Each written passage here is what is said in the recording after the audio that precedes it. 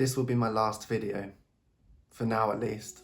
And if you stick around until the end of this video, I'll explain the reasons behind that choice to you. But since this is going to be my last video for now, I thought why not dive into 5 of the signs that you've been living here in Sweden for too long. 5 of the signs that you're beginning to go native. So if that sounds like something that you could get behind, why not stick around for the next few minutes as I dive into 5 of the signs that Sweden has become home. Let's get started. Number 1, stopping at traffic lights has become the new normal. And I'm sure that all of my Swedish viewers are already confused. Is it not just pure logic that you would stop when you get to the traffic lights if you're a pedestrian? Well, I would argue yes and no. And the reason for that is because think about it. You're walking around the streets of Stockholm, Göteborg, Malmö, or some other big town or city, and you want to get to the other side of the road. You glance left and you glance right, and there are no cars on the road. So is it not just logical that you would just walk straight across if it's safe to do so? Well, that used to be my reaction, at least before I made the switch to Sweden, because these days you will find me clicking that button and waiting regardless of whether there is a queue of traffic coming along or it's completely empty. And this actually leads to some pretty comedic circumstances, as you all know if you yourself moved from abroad to Sweden like me, because here in Sweden the roads in the towns and cities tend to have a very, very low speed limit, of course for safety reasons. But it creates this circumstance where you get to the lights, you click the button and wait your turn, glance to your right to see if there is a car coming, and just in the horizon you see the mirage of a car bonnet coming towards you. But it looks like things are in slow motion. It looks like the driver isn't even putting their foot on the gas and just letting it roll down the street because they are literally creeping towards you. Yet you will still wait, even though you could probably make it across the road and back 6 times, you will still stand there and wait until that light turns green because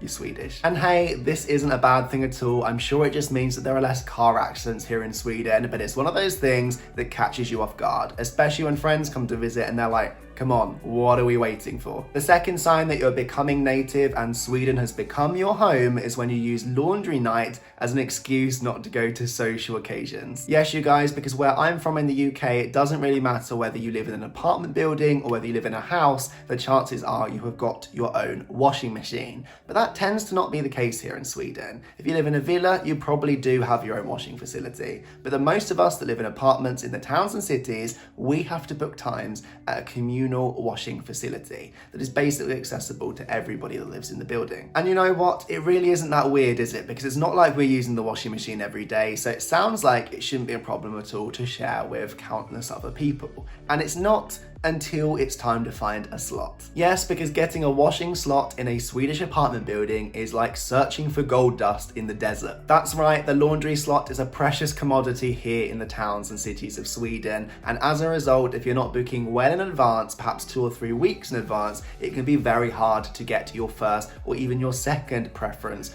of laundry slot. And for that reason, it's not uncommon that lots of us will be doing our laundry on a Friday night instead of going down to the bar with some friends. And that's where the point that I'm making really comes into its own, because it's super normal here in Sweden that you will say, I'm really sorry, I can't come out to the cinema with you tonight because I'm doing my laundry. And I feel like this is one of those things that is so typically Swedish, because if you did that in any other country in the world, I'm sure people would be a little bit offended. They'd be like, hang on a sec, you would prefer to do your laundry than come and hang out with me?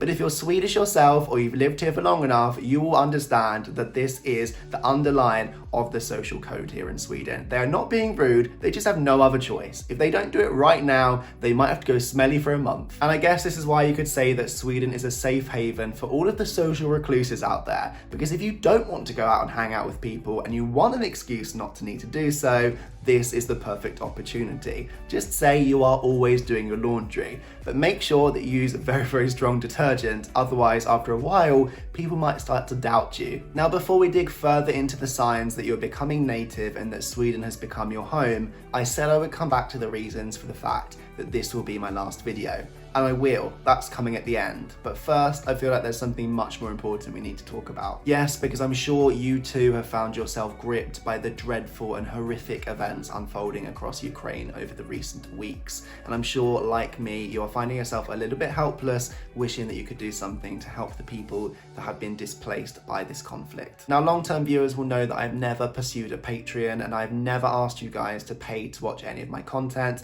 and that continues to be my policy. But if you would like to show your appreciation for all of the videos I've been uploading for the last year, now is your opportunity to do so. Yes, that's right, because right down below in the description, I have left the link to the International Committee of the Red Cross, the ICRC, who are on the ground responding to help people in Ukraine that have been affected or displaced by this conflict. They're providing basic sanitation, health, medical and food support. So if you would like to support the work that they are doing, I would encourage you to find the link down below and follow that, where you'll get all of the information you need about what you can do to help.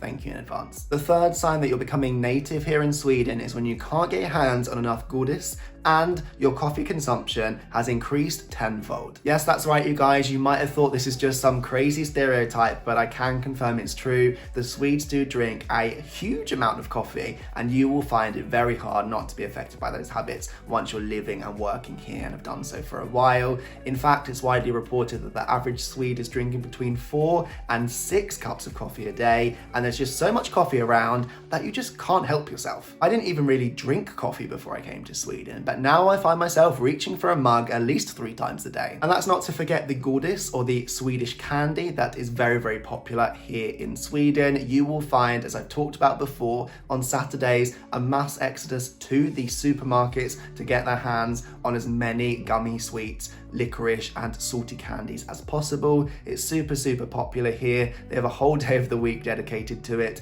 and you will find that after a few short weeks, you too have developed a sweet tooth. A fourth sign that you are going native here in Sweden is when you notice that your routines start and end a lot earlier than they did in your previous country. Yes, that's right, because it's well known that work-life balance is super, super important here in Sweden, and as a result, that follows into the workplace too. What do I mean by that? Well, you will find if you're waltzing in at 8:30 or 9 in the morning that you're one of your last colleagues to start their day. And the reason for that is because lots of Swedes are coming into the office at 6:30 to 7:30 in the morning because they want to get on with their day, get their hours done and clock out as soon as possible and get back to their families and their social lives. In fact, I'm told that if you work for some of the bigger companies here in Sweden, they turn off their lights automatically in their buildings at 6 p.m. because it's not expected that anybody is going to be left in the building. And once you've been living here in Sweden for a little bit of time, it kind of gets difficult not to be affected by these routines. Because who wants to be the last person sat in the office at the end of the day?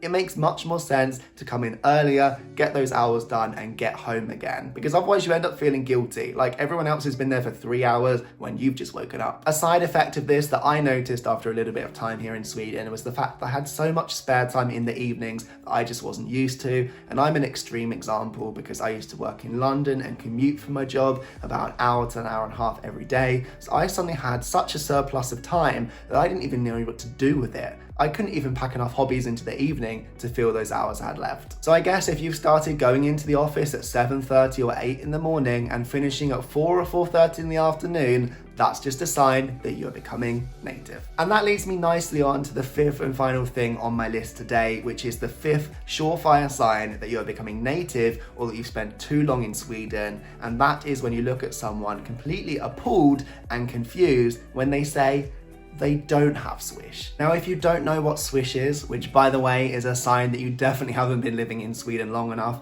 allow me to explain. Basically, Swish is the system that they use here in Sweden to send money between different people, between friends, between colleagues, between family, via your mobile phone. Basically, this replaces the need to use bank transfers, and it's a system that's been signed up to by the majority of the big banks here in Sweden, which makes it easy to send the outstanding balance to your friend. Now, if I was to ever leave Sweden now, I'm convinced this is one of those things that I would definitely miss more than I think, because I think Swish is one of those things that we underestimate when it's so easy here in Sweden just to send money between different people. But in fact, where I'm from in the UK, for example, you still have to use bank transfers. And it's quite quick, but it takes time to log into your bank, to get all the details set up, get someone's sort code and account number, and get that money sent over to them. Whereas here in Sweden, all I need is their mobile number and I'm good to go. So there you have it. As somebody that has been living here in Sweden for a little over 3 years now, I guess you could say these are 5 of the reasons that I have noticed that I am becoming a native, or 5 of the signs that Sweden is becoming home. But before I wrap up today's video, I promise to come back to the reason why this will be my last video for now. For those of you that have been following my content for a while, you will know that for the past year, my third in this fantastic country, I have been documenting every single week, at least once, if not twice, my adventures and experiences living and exploring Sweden. And during that time, I have covered all sorts of topics and themes, often based on ideas and feedback and suggestions that I've had from the thousands of you guys that watch me week in, week out, from over 110 different countries. In fact, earlier this year, we actually logged my 1 millionth view right here on this channel, which is still crazy to me that many of you have tuned in to hear what I've got to say about my experiences of living here in Sweden. And you guys, I'm not going to lie. Although I've loved making videos for you, this has been a huge time commitment, and I feel like I'm getting to the point where I've said my piece, you've heard what I've got to say, and it's time to hand over the baton to somebody else to share their experiences of life here in Sweden. So as I mentioned at the beginning of this video, this will be my last upload, for now at least, because I will now be taking an extended pause from uploading. But don't worry you guys, if you want to continue to follow my adventures and my journey here in Sweden, you can do so. I have an Instagram account with exactly the same name. All of the information you need is in the description section down below, and there I will continue to be active and posting of my experiences here in Sweden. And all of the videos that I've previously uploaded will continue to be available on this channel. In fact, I'll also leave a playlist to some of the most popular ones in the description section down below in case you want to go back and get caught up on some of the topics and adventures that we've covered so far. And with that said, I would just like to say a huge thank you to all of you for following along my journey over the last year. I hope you've really enjoyed the different videos I've been putting out. I've super appreciated your support, whether you've been here since today or since day one. It's been great having you along. I've loved interacting with you guys in the comment section down below, and I look forward to seeing lots more of you in the future over on my Instagram account. So thank you for watching. I hope you've enjoyed my videos and that they have provided you with a new and interesting take on life here in Sweden. I'm sure our paths will cross again at some time in the future, but until they do, tack så jättemycket och hej då.